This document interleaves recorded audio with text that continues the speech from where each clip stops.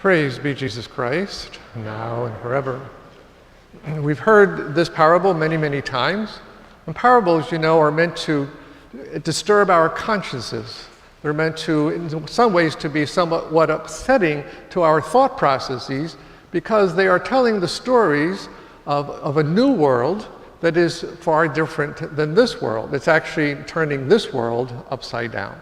And in some ways, perhaps this particular parable seems to really smack us in the face because most likely we feel sympathy for those who are complaining that they're not being treated fairly. We like to think that we're fair people. We like to think that people will treat other people fairly. And so we have kind of a hierarchy in our own world of what we think that looks like. But Jesus wants to grab our attention. He wants to show us that God's ways are not our ways and that God's thoughts are not our thoughts. That's what Isaiah tells us that God says in the first reading that we heard this morning. And that's the prism by which we are to look at this parable that Jesus gives to us. Jesus is trying to invite us into that mystery of divine life, of everlasting life, into the mystery of God's life itself, because God wants to share that mystery with us. He wants to share divinity with us, and that's why Jesus came. That's why Jesus suffered and died. Although he was sinless and he is God, he humbled himself to the depths of depravity in order to bring about healing and forgiveness and reconciliation, to enable us to become sharers in divinity itself.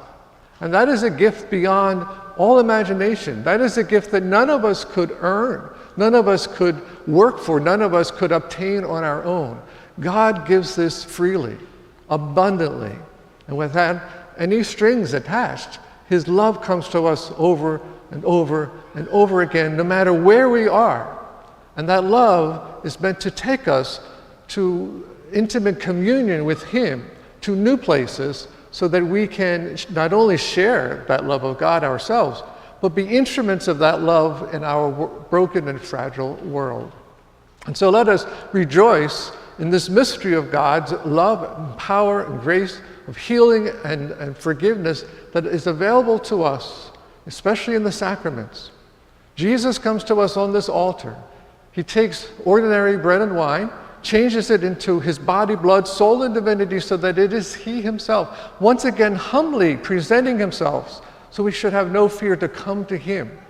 And as we receive him into our body, into our souls, into our hearts and minds, let us not only give him thanks while we are here in church, but as we leave, let us bring Jesus to our brothers and sisters, to all the places that we will be this week.